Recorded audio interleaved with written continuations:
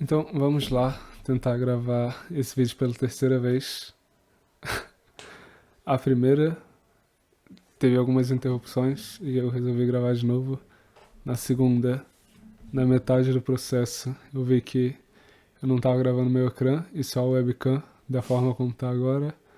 Mas vamos lá para a resolução do teste 2 de TAC do ano 2022 e 2023. E eu espero que essa seja a última vez que eu estou a gravar esse teste. Mas de qualquer forma, vamos lá. Vamos abrir aqui. Vamos lá para o primeiro exercício. Só por aqui a minha água do lado. Confirmar mais uma vez que está tudo certo. Só para não voltar a ter problema. Que eu também já quero dormir já já. Tá, então eu penso que esteja tudo correto. Vamos por aqui a 1. Vamos lá resolver isso. Ok. Então, qual das instruções não coloca a 0 o conteúdo do registro AX? Então, a resposta vai ser a A. Mas vamos ver por que as outras opções estão erradas. Vamos começar aqui por baixo. Então, SHOR. Como nós já temos vindo a fazer na aula prática, o SHOR de qualquer registro ou qualquer elemento com ele mesmo vai pôr esse elemento a 0. Porque isso daqui só vai ser 1 quando os operandos ou os valores a serem comparados forem diferentes. Isso daqui sempre vai ser igual, porque um número ou uma variável com ela própria sempre vai ser igual. E até um detalhe, tá, então concluindo, isso daqui sempre vai colocar 0. E concluindo, como nós temos vindo na aula prática, sempre nós queremos colocar uma variável ou um registro a 0, nós sempre usamos o SHOR. E por quê? Porque o SHOR é uma das formas mais eficientes que tem, quer dizer, é a forma mais eficiente de colocar um registro a 0. Então, o mov, o que o mov vai fazer? Vai mover o valor 0 para o registro AX. Então, também vai colocar a 0. Então, esse daqui, vamos só fazer uma demonstração rápida. Ao invés de fazer com registro AX de 16 bits, vou fazer só aqui com 4 bits para ser mais fácil a demonstração. Mais fácil e mais rápida. Então, o que o AND vai fazer? Ele vai ser 1 quanto tanto um como o outro operando ou valor, elemento, for 1. Nesse caso aqui, isso nunca vai ocorrer. Então, nós vamos ter... Isso daqui vai ser 0, porque esses dois valores teriam que ser 1 para o resultado ser 1. Como isso daqui nunca tem nenhum 1, o resultado vai ser sempre 0. E por último, nós temos o OR. Então, o que ele vai fazer? Vamos mais uma vez pôr esses valores aqui, só para ser mais fácil a visualização. E quando que vai ser 1? Quando ou um elemento, ou o outro, ou os dois forem 1. Então, nesse caso, o resultado seria isso daqui. Então, claramente, nós conseguimos ver que o resultado não seria tudo a 0. Então, qual das instruções não coloca a 0 o conteúdo do registro AX? Seria essa instrução aqui, que seria a A. Existindo o seguinte array com o nome ARR declarado em memória, qual o modo correto para se aceder ao valor do segundo elemento? Então, qual que é o segundo elemento? Esse daqui é o primeiro, esse é o segundo. Então, nós queremos um B, que está em hexadecimal. Então, vamos começar aqui na C. Mov AL ARR mais 2. Então, ARR é como se ele apontasse para aqui. Isso daqui também pode ser ARR mais 0. Então, ARR mais 1, nós íamos pular um byte na memória, que seria esse daqui. Só que na opção está ARR mais 2, que seria aqui. E não é muito bem isso que nós queremos. Então, essa daqui está errada. Então, a próxima, mov AX ARR1. Então, aqui nós teríamos um erro. Talvez não um erro de compilação, mas não é muito bem isso que é pedido, porque nós queremos o valor do segundo elemento. Isso daqui nós sabemos que é 1 byte, só que a x são 2 bytes. Então não é exatamente o que nós queremos, porque eu não tenho certeza se daria um erro de compilação, ou por exemplo, a L ficaria com esse valor do 1B e o AH ficaria com um C. Não tenho certeza qual dessas duas coisas que iam ocorrer, mas de qualquer forma, as duas não iriam desencadear o resultado que nós queremos. Então o que sobra é a A e a D. Mas primeiro vamos comparar a A. Então o que a A vai fazer? Ela vai carregar em SI o endereço de ARR. Então isso daqui é como se o SI fosse um ponteiro, que está aqui, e ele vai apontar para aqui. Vai, ficou um pouco feio. Pronto. Como se fosse isso. Não esquecer que nós queremos aqui. Então, na segunda linha, é como se o SI começasse a apontar para o início do nosso vetor. Então nós vamos mover para BL o valor de SI mais 1, nessa linha aqui. Então se SI aponta para aqui, SI mais 1 é como se nós pulássemos 1 byte. Então ao invés de apontar para cá, vamos 1 byte para frente, que vai ser aqui. Ou seja, é como se o SI mais 1 apontasse para o exato valor que nós queremos. Então, aqui nós podemos concluir que a opção certa vai ser a A. Então, sabendo que pretende somar o valor presente na variável 1, que é 1 byte, ao valor na variável 2, que também é 1 byte, indique qual a opção possível. Então, quando eu era criança, eu lembro que, caso eu não soubesse alguma coisa no teste, eu precisasse chutar ou escolher alguma opção ao calha, eu sempre ia na opção que era maior, tipo, com maior comprimento de... Quer dizer, a opção maior.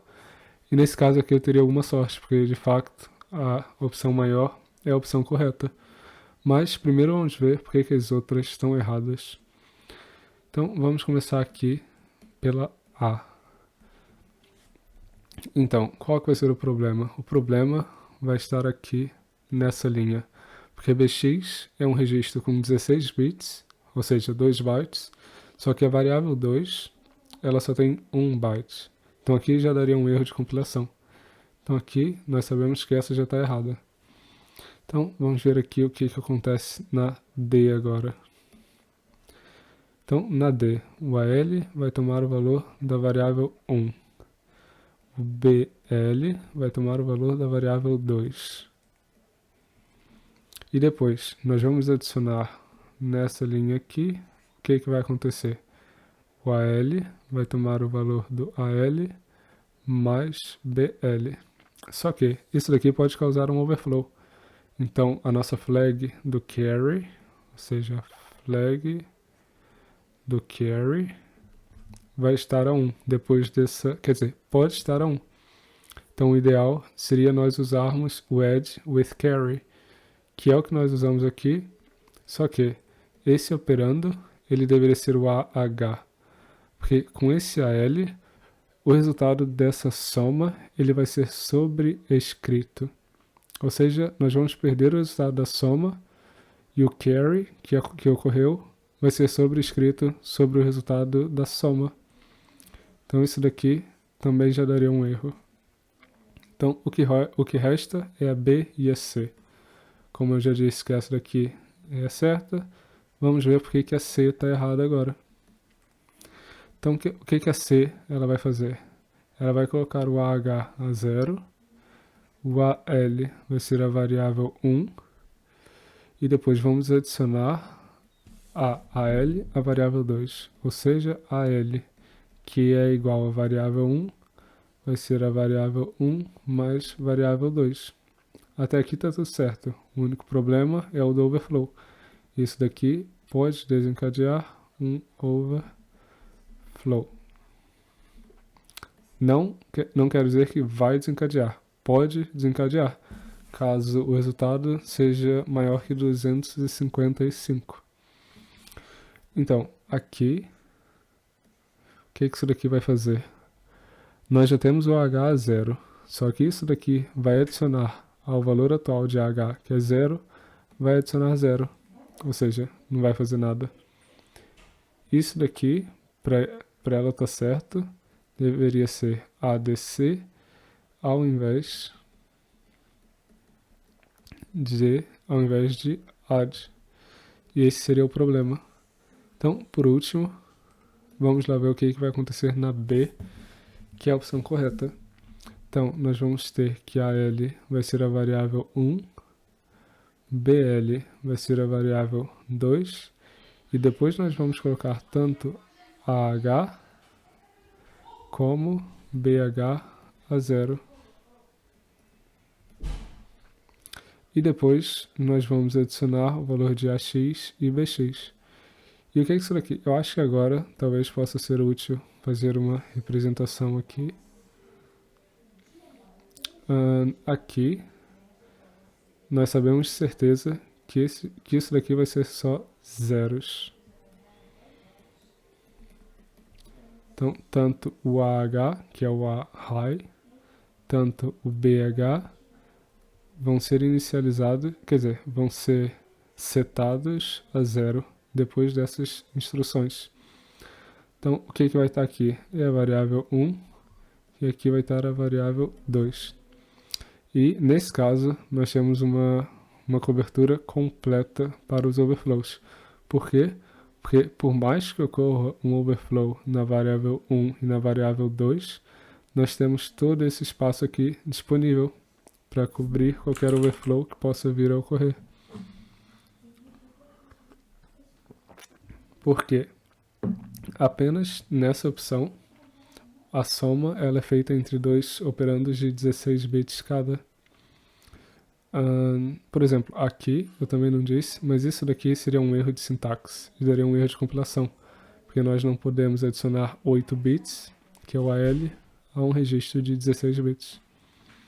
Então, de qualquer forma, aqui nós conseguimos concluir e também visualizar que o resultado seria um resultado completamente válido, que estaria guardado em AX, que essa operação aqui,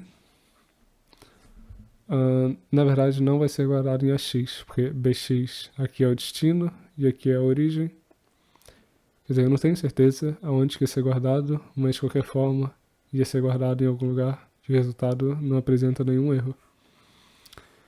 Então aqui vamos só escrever que aqui é B. Sabendo que pretende multiplicar 350 por 2, indique qual a possível opção. Então essa daqui já vai ser um pouco mais rápida e eu já posso eliminar tanto a como a D. Por quê? Porque isso daqui é uma sintaxe inválida.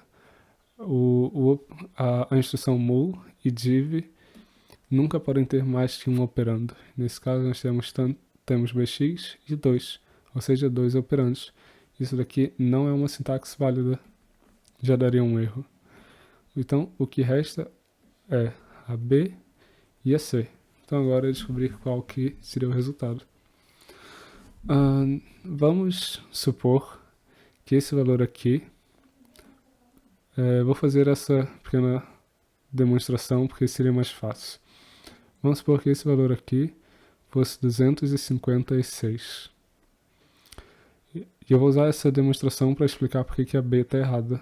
Simplesmente porque é mais fácil representar 256 do que 350 em binário. Então o que isso daqui vai fazer? Ele vai mover para AX 256. Isso daqui, se eu não estou em erro, é isso daqui. Então AX seria isso daqui, sendo isso daqui AH e isso daqui AL. Depois nós vamos ter BX, que vai ser igual a alguma coisa. O BH nós não sabemos o que é, mas nós sabemos que o BL é setado a 2. Então vai estar assim lá. Só que aqui, quando nós fazemos mul do BL, o que vai acontecer? Nós vamos fazer que AL vai ser igual a L vezes BL. Ou seja, na instrução do mul, quando BL, quer dizer, quando o operando é um registro ou qualquer coisa, um elemento de 8 bits, a outra parte, que vai ser o outro valor a multiplicar, também vai ser 8 bits. Ou seja, se nós estamos usando o BL, o outro elemento vai ser o AL. Então, vamos supor o que iria acontecer nessa instrução. Nós iríamos ignorar por completo toda essa parte aqui, iríamos usar só essa parte que está em verde. E nós faríamos AL é igual a AL vezes BL. Só que, nesse caso, por mais que o nosso AX é 256, o nosso AL é simplesmente 0. E 0 vezes qualquer coisa daria 0, então isso daqui daria 0 e não é o resultado que nós queremos. E mesmo se, sei lá, 350, ao invés disso daqui ser um 0, fosse 1, o que está muito diferente do 350, isso daqui seria um número muito maior, a analogia seria a mesma. Nós iríamos ignorar esses valores e íamos usar só esses valores aqui, ia ser um resultado completamente diferente do que deveria ser. Então, agora vamos ver por que a C está certa, uma vez que só falta C. Nós iríamos colocar em... Vamos, mais uma vez, substituir isso daqui por 256. Então, mov bx. Então, aqui nós já teríamos que esses valores seriam todos zeros. Depois, mul do bx, nós iríamos fazer isso daqui.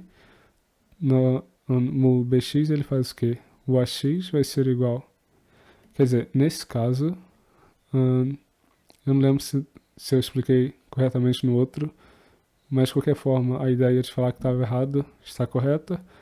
Mas aqui, quando o operando tem 16 bits, o resultado ele pode ser maior que 16 bits. Então, o que nós vamos fazer? Nós vamos precisar de outro registro para guardar esse resultado. Ou seja, o resultado ele vai ser guardado em 32 bits na memória, que vai ser guardado em dx ax.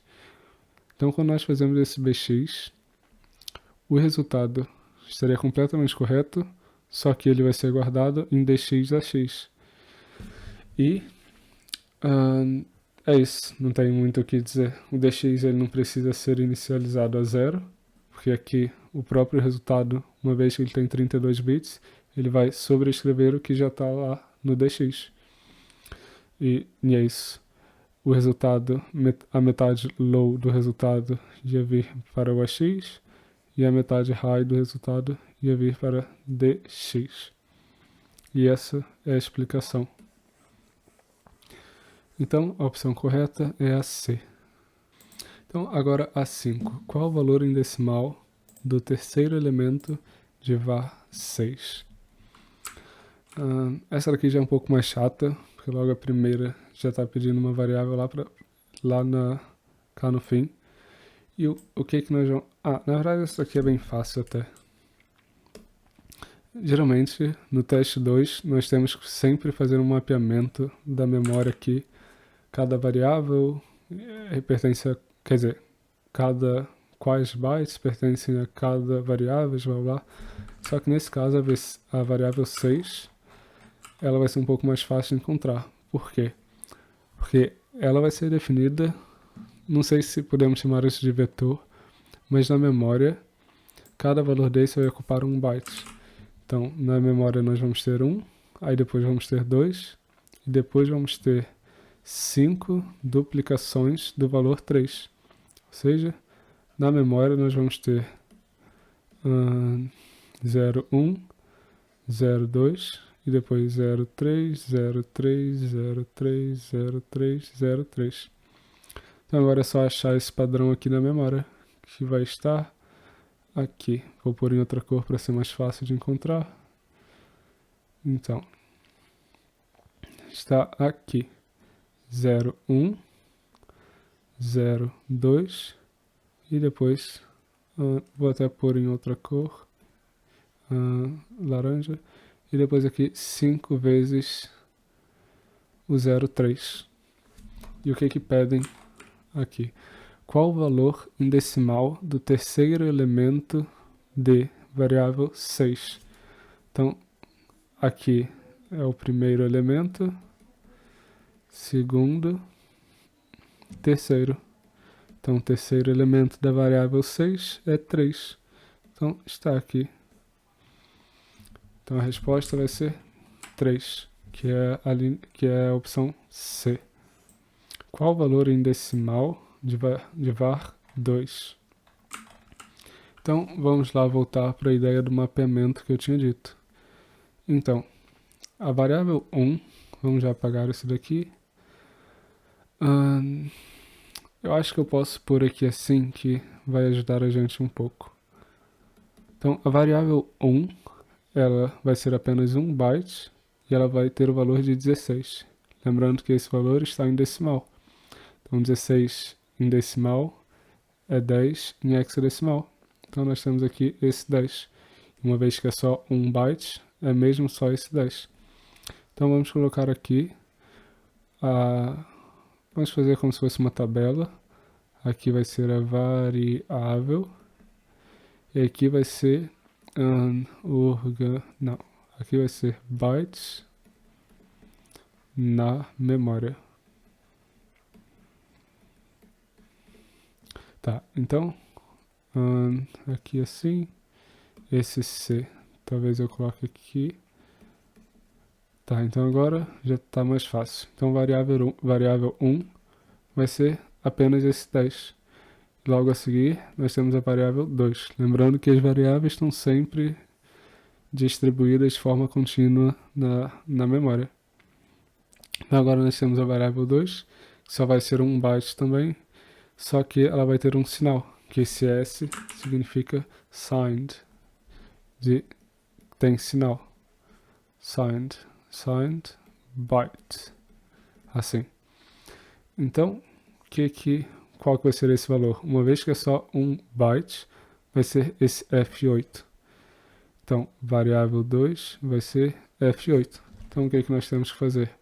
Converter esse F8 para um valor em decimal, uma vez que F8 está em hexadecimal. Então, F8 é o quê? F para binário, primeiro que... Quer dizer, eu acho que não precisamos... quer dizer, sim, porque precisamos primeiro tirar o complemento de 2, uma vez que... tá, vamos fazer um passo cada vez. Primeiro, o F e o 8. O F vai ser o quê? É 4 uns. E o 8 vai ser isso daqui. Só que isso daqui está em complemento de 2.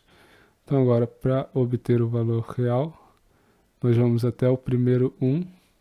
E a partir do primeiro 1, nós vamos mudar aqui, vamos inverter os sinais. E aqui nós temos o resultado. Isso daqui é 8, só que, por causa desse bit aqui, é um 8 negativo.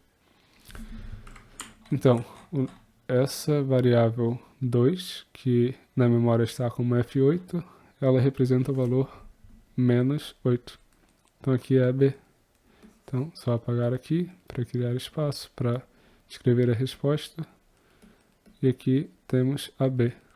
Então, var4 no CodeView, sequência que aparece na zona omitida na janela de memória, terá a representação de... Ok, então nós sabemos, vamos escrever aqui var. Então aqui vai ser var3. Nós não sabemos e ainda não pediram, então vamos só pular para var4. Olhando aqui, a var4 é um double, ou seja, tem 4 bytes, e é exatamente o que nós conseguimos confirmar aqui. Esse espaço tampado, ou omitido, é o espaço em que cabem 4 bytes. E qual que é o valor dela? É 64. Isso daqui, na memória, esses valores são os valores que nós queremos descobrir. São 4 bytes. Então, vamos aqui para os cálculos. Nós sabemos que var4 tem o valor de 64, que nós conseguimos ver aqui. Lembrando que ela é um double, é uma variável com tamanho double, ou seja, 4 bytes. Então, é só converter isso daqui para binário primeiro. Podemos fazer aqui uma tabela simples. E uma curiosidade que eu descobri e também que eu falei com alguns amigos e eles gostaram, é que essa tabela aqui, sempre na cadeira de destaque, nos testes, ela sempre vai ser muito útil. E esse valor de 2 elevado ao cubo, 2 ao cubo no caso, em binário, quer dizer, 2 elevado à terceira é igual a 8, que em binário é isso daqui. E esse 3 é o quê? Ele é basicamente a quantidade de zeros depois do 1. Então, se nós queremos saber 64 de uma forma rápida, como que seria em binário, uma das muitas formas que nós temos é que só continuar essa tabela aqui. Então, sei lá, 2 elevado a 5 seria 32, 2 elevado a 6 seria 64. Então, 64 é um 1 com 6 zeros na frente. Então, vou fazer aqui. Aqui temos 4, 5, 6. Então, aqui nós temos 64 representado em 1 byte. Só que não podemos esquecer que essa variável é uma variável que tem o tamanho de 4 bytes, que ela é uma variável do tipo double. Então, como que seria 64 armazenado em uma variável do tipo 4, quer dizer, do tipo double?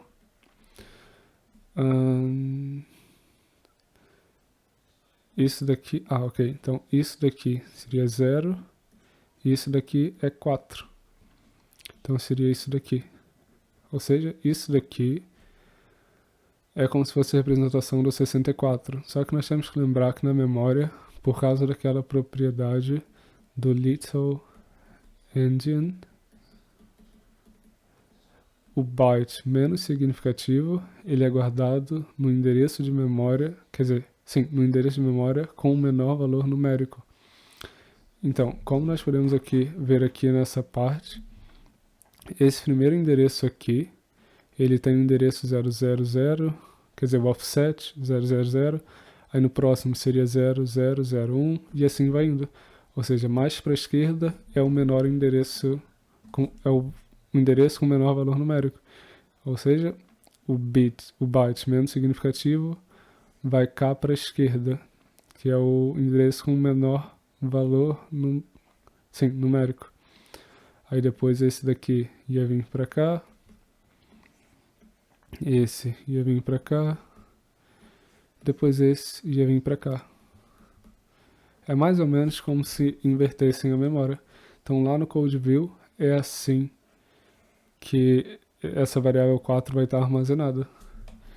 Então, qual que seria a resposta correta? E afinal, seria a C. Qual a representação de variável 5 na norma I3E754? Então, qual que é o valor da variável 5? É 5 em decimal. Então, vamos lá. Então, 5, nós queremos saber I, esse I maiúsculo, I3E754. Então, primeiro de tudo, só relembrar como que é a estrutura. Nós vamos ter 8 bytes, 4 bytes, ou seja, 32 bits, onde most significant bit vai determinar o sinal. 0 é positivo, 1 é negativo. Nós sabemos que o sinal é 0, porque aqui é um mais. Então depois, vamos fazer assim, e depois aqui, a divisão é 1, depois 8 e depois 23, que eu acho que dá 32. Tá, eu acho que sim. Então aqui nós vamos ter 8 bits para o expoente e depois vamos ter 23 bits para a mantissa.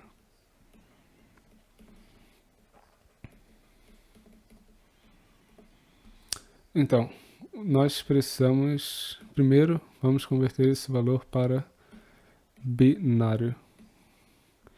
Então, 5 é muito fácil, é esse valor aqui. Então, uma vez que nós temos esse valor, o que nós temos que fazer? Vamos ter 101, que é igual a 5. Nós podemos colocar isso daqui como se fosse notação científica. 101, ele é igual a 1,01. Nós andamos duas casas, então vezes 2 elevado a 2. Então, a princípio, o nosso expoente seria 2. Só que nós temos que lembrar que o valor que nós preenchemos aqui é esse valor 2 mais 127. E esse daqui daria 129. Então, esse valor aqui é o valor em binário que nós temos que colocar. Quer dizer, é o valor em decimal que nós temos que converter para binário para colocar aqui nesse espaço. Então, nós sabemos que 128 é bem fácil de converter. 128 seria isso daqui. Então, 129 é só acrescentar 1. Então, agora só falta a parte da nossa mantissa. E qual que vai ser a nossa mantissa? É esse valor aqui. Vai ser 0, 1 e depois muitos zeros na frente até completar 23 bits. Então, agora o que resta é não converter, mas unir isso daqui em bytes para a gente obter essa representação aqui.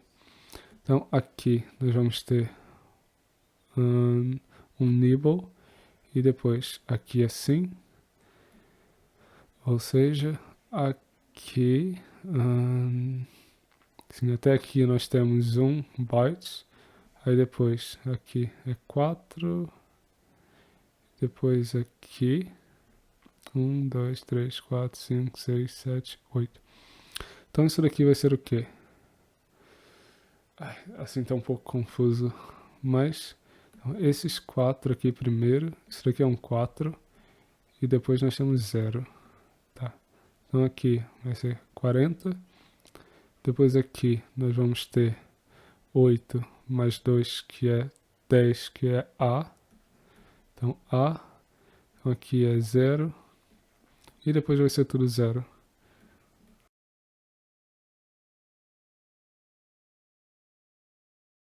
Qual o conteúdo do endereço 06010012? Tá, então 0601 em hexadecimal, 012 em hexadecimal. Nós sabemos que isso daqui é o segmento.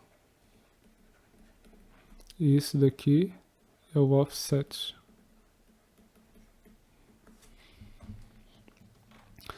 Então, vamos aqui.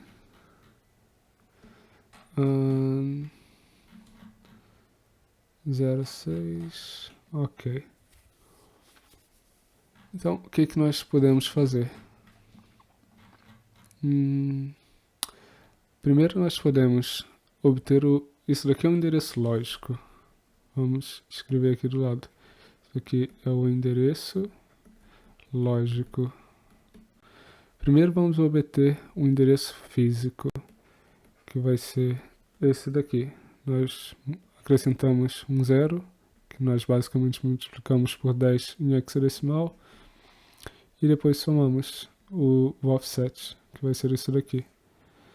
Então, 2, 2, 0.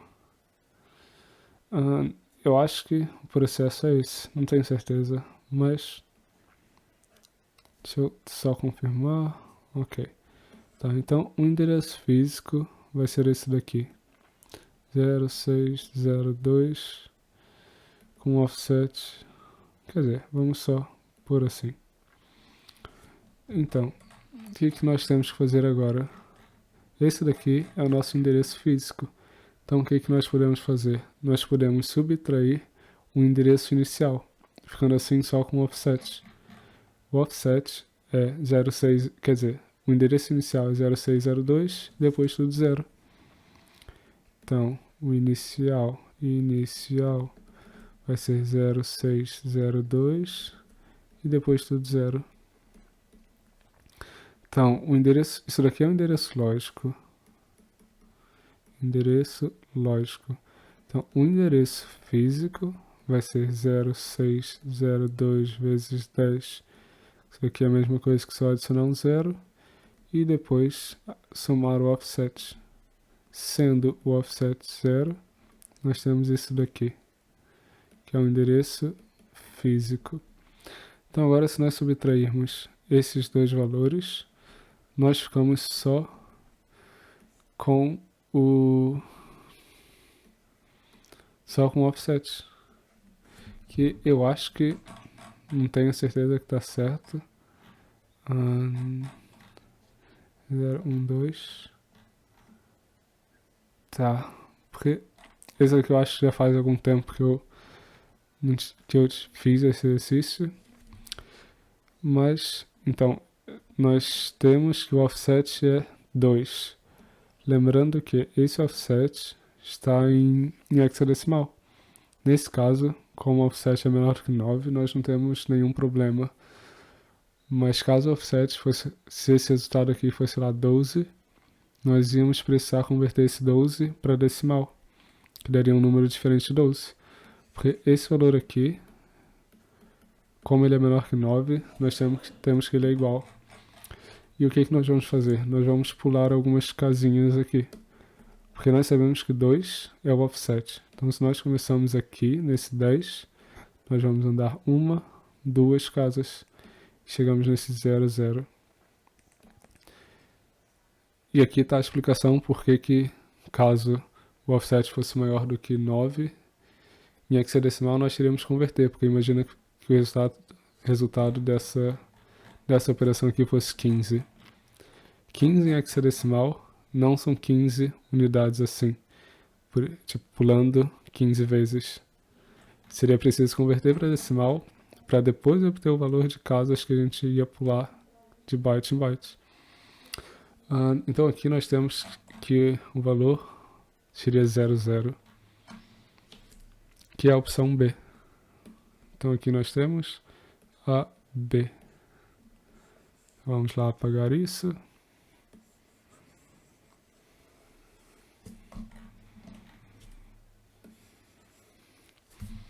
E agora já vamos para a última pergunta,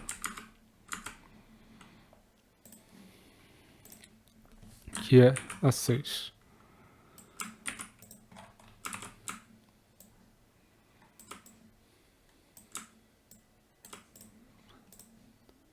Então, o que a 6 pergunta?